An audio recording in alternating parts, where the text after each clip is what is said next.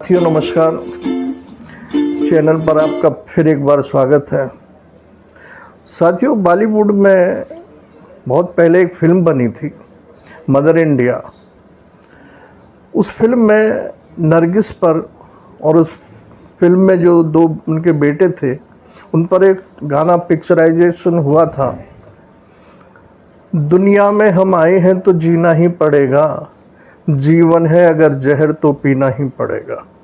साथियों, उस फिल्म में एक भारतीय, उस समय की भारतीय नारी की जीवटता, संघर्ष करने की क्षमता और हिम्मत और चरित्र की रक्षा करते हुए, अपनी इज्जत बचाते हुए आगे बढ़ने का, परेशानियों से जूझने का एक ऐसा सफल चित्रण हुआ था कि वो फिल्म कालजयी बन गई। साथियों, हर एक के जीवन में उतार चढ़ाव आता है, तूफान आते हैं, आंधियाँ आती हैं। कुछ लोग इन आंधियों का डटकर सामना करते हैं, तूफानों से टक्कर लेते हैं, पर कुछ लोग टूटकर बिखर जाते हैं, घबरा जाते हैं। साथियों, हमारे जीवन में जो कुछ भी घटता है वो सब हमारे कर्मों द्वारा ही रचित है। जो कर्म हम करते हैं उसी का फल है और उसका परिणाम आंधियों के रास्ते, तूफानों के रास्ते, हारी बीमारी के रास्ते द्वारा हमारे जीवन में लौटता है, आता है। साथियों, सहारनपुर की एक घटना है। उसमें एक संपन्न परिवार जो सर्राफ का काम करते हैं, ज्वेलरी की दुकान थी उनकी, श्री साईं ज्वेलर्स के नाम से, सहारनपुर में। 35 वर्षीय सौरभ बब्बर उसके मालिक, विवाहित थे, सुंदर पत्नी, मोना बब्बर नाम था पत्नी का। ईश्वर ने उन्हें 2 खूबसूरत बच्चे दिए। 11 वर्ष की लड़की थी और 7 वर्ष का लड़का। दोनों स्वस्थ से सुंदर थे। भौतिक सुख सुविधाओं की कोई कमी नहीं थी, पैसे का अभाव नहीं था, समाज में मान सम्मान। और जिसकी ज्वेलर्स की दुकान हो तो स्वाभाविक बात है वो एक संपन्न परिवार तो होगा ही।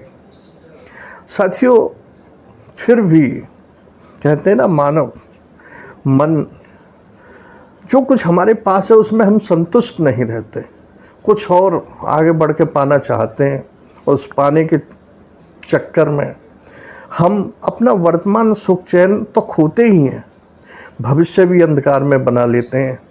और भविष्य के साथ साथ कभी कभी हमारी ज़िंदगी ऐसे खतरों में, ऐसे झंझटों में, ऐसे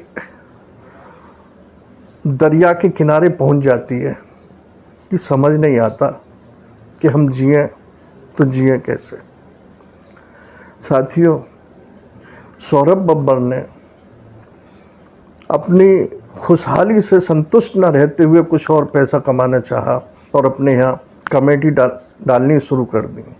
कमेटी एक लॉटरी सिस्टम होता है जो महीने में 10-20 लोगों की, 30 लोगों का एक ग्रुप बनाया जाता है और उसमें अमाउंट रखा जाता है 20,000 की, 50,000 की, लाख की, 5 लाख की, 10 लाख की।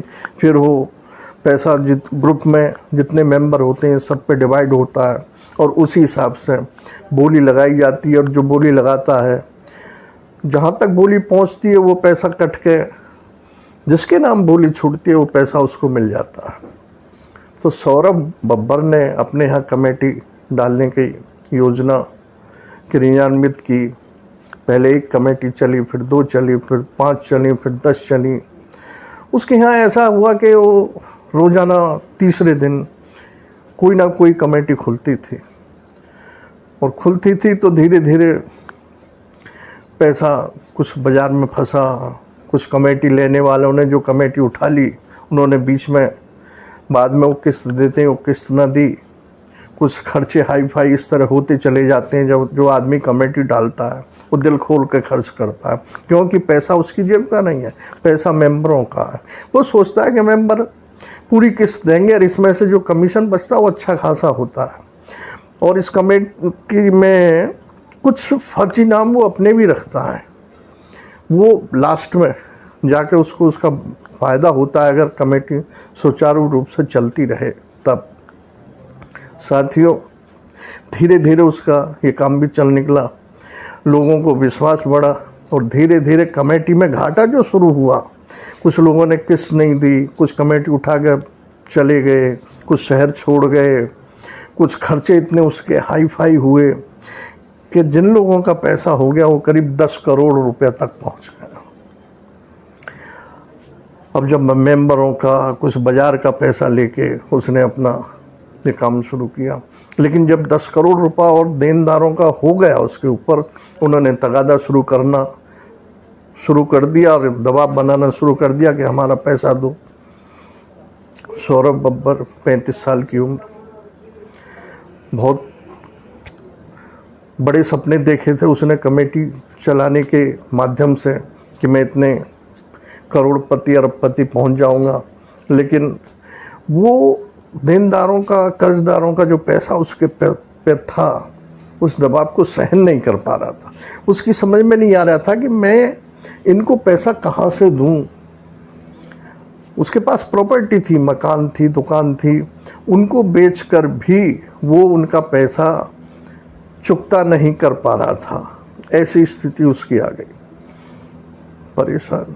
उसने अपनी पत्नी जो मोना बब्बर थी, पढ़ी लिखी थी, सुंदर थी, उससे जिक्र किया कि अब मुझे रात को नींद इसलिए नहीं आती कि कर्जदार दिन पे दिन मेरे ऊपर दबाव बना रहे हैं, फ़ोन पे फ़ोन करते हैं, दुकान पे बैठने नहीं देते। मैं मानसिक परेशानियों से इतना घिर चुका हूँ कि समझ में नहीं आ रहा कि क्या करूँ। मकान बेचूं, दुकान बेचूं, उससे भी छुटकारा नहीं मिलने वाला है। माँ बाप नहीं थे उसके, सौरभ बब्बर के माता पिता नहीं थे।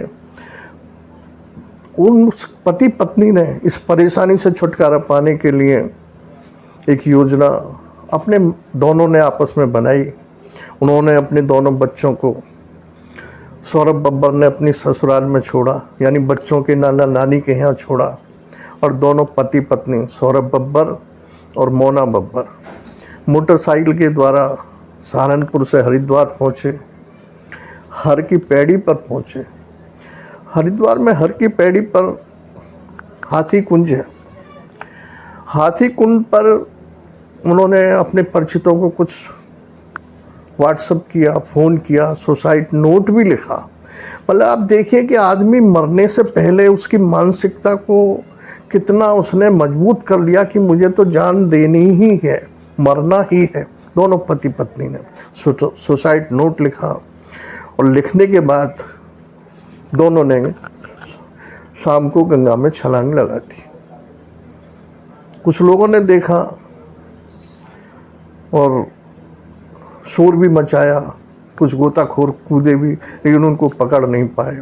कुछ दूर जाकर जमालपुर क्षेत्र पड़ता है, वहाँ पति की लाश सब तो मिल गया, लेकिन पत्नी का नहीं मिला। सौरभ बब्बर ने व्हाट्सएप पर अपने दोस्तों को ये भी बता दिया था, परिचितों को, कि जहाँ से मैं सुसाइड करूँगा, जहाँ से हम पति पत्नी सुसाइड करेंगे, उसका फ़ोटो भी मैं व्हाट्सएप पर आपको भेज दूँगा। तो उसने हरिद्वार का हर की पैड़ी से जो हाथी कुंड है, वहाँ का फ़ोटो व्हाट्सएप पे भेज दिया। सुसाइड करने से पहले, यानी गंगा में छलांग लगाने से पहले वहाँ का फ़ोटो खींचा और परिचितों को भेज दिया। परिचितों को फ़ोटो मिला तो दौड़े चले आए, भागे चले आए। आगे जाके जमालपुर क्षेत्र में जब उसका सौरभ बब्बर का शव मिल गया, पत्नी की तलाश की जा रही है, लेकिन अभी तक पत्नी का शव नहीं मिला। साथियों, यहाँ मैं यही बात कहना चाहता हूँ, और कहने का तात्पर्य मेरा यही है कि कुदरत ने, ईश्वर ने जो कुछ हमें दिया है, हम उसी में संतुष्ट रहना सीखें। हाँ, कोई सरल तरीके से हमें कुछ और अधिक अर्जित धन करने का अवसर मिल रहा है, तो उसे करने में कोई बुराई नहीं है। लेकिन कोई ऐसा जोखिम भरा कदम हम पैसा कमाने के लिए ना उठाएं जिससे आगे चल के हमें परेशानी हो, हमारे ऊपर इतना कर्ज हो जाए कि हम कर्जदारों के तानों से, उल्हानों से, उनकी दुत्कारों से, उनकी फटकारों से, उनके धमकाने से इतने आहत हो जाएं कि सौरभ बब्बर और मोना बब्बर की तरह अपना जीवन समाप्त करने की सोचें या कर लें। साथियों, जीवन ईश्वर की दी हुई एक अद्भुत रचना है। हमारी ज़िंदगी एक अद्भुत रचना है। हम इसको, जीवन को, एक समाज में आदर्श के रूप में भी प्रस्तुत कर सकते हैं, एक दुष्ट आचरण के रूप में भी प्रस्तुत कर सकते हैं, एक भले मानस बन के भी हम जी सकते हैं, एक बुरा आदमी बन के भी हम जी सकते हैं। साथियों, ये हमारे आचरण पर, हमारी सोच पर, हमारे विचारों पर, हमारे व्यवहार पर डिपेंड करता है। साथियों, फिर वही बात यहाँ आती है कि हमें परेशानी कितनी आए जीवन में, कितने ही तूफान आए। जब इस तरह के तूफान आए तो हमें थोड़ा सा अपने नीचे, अपने से जो नीचे लोग जी रहे हैं उनकी तरफ भी देख लेना चाहिए, जिनके अंग भंग हैं, जो दिव्यांग हैं, जिनके हाथ नहीं है वो भी जी रहे हैं, जिनके पैर नहीं है वो भी जी रहे हैं, जिनके आँख नहीं है वो भी जी रहे हैं, जिन पे बारिश में अपना छत बनाने के लिए छत टपकती है और उसको बनाने के लिए पैसा तक नहीं है वो भी जी रहे हैं, जिनकी घरों की दीवारें कमज़ोर हैं, मिट्टी की बनी है, वो भी जी रहे हैं। तो हमें उनकी तरफ सोच के एक अपने आत्मबल को मजबूत करना चाहिए। कितने भी तूफ़ान आए, तूफ़ान आएंगे चले जाएंगे, सदा नहीं रहते हैं। आंधियाँ आएंगी चली जाएंगी, परेशानी आएगी चली जाएगी। बस हमें ये याद रखना है साथियों कि वक्त है, सदा एक सा नहीं रहता, ये भी गुजर जाएगा। रात है, कभी काली रात सदा के लिए नहीं आती है, वो भी ढलेगी, भोर होगी, दिन निकलेगा, सूरज निकलेगा। तो हमें इसी उम्मीद के साथ और अपने मन को इसी मनोबल के साथ लेकर आगे बढ़ना है और जीवन जीना है। और जीवन में जितनी भी परेशानी आए, तूफान आए, कठिनाइयाँ आए, डटकर सामना करना है, टकराना है, तूफानों को हराना है, मजबूती से आंधियों का रुख मोड़ देना है, अपनी ताकत से, अपनी हिम्मत से, अपने मनोबल से। आप देखिए मदर इंडिया फिल्म में नरगिस कितना संघर्ष किया उस महिला ने। गांव के लोग, सूखा पड़ता है, गांव वाले छोड़ के चले जाते हैं, वो नहीं जाती, उसी बंजर ज़मीन में मेहनत करती है अपने पति के साथ। एक दिन पति के भी दोनों हाथ पत्थर के नीचे आ जाते हैं, पति बेकार हो जाता है, पति भी छोड़ के चला जाता है, बच्चे छोटे छोटे। कितनी हिम्मत दिखाई उस फिल्म में उस महिला की। नरगिस ने अविस्मरणीय अभिनय किया था उस फिल्म में।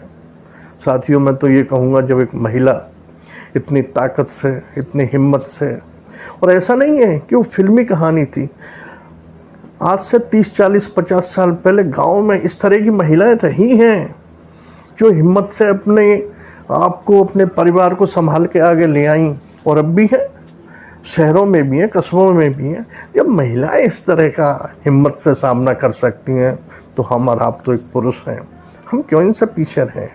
हमें कभी आत्महत्या के विषय में सोचना भी नहीं है।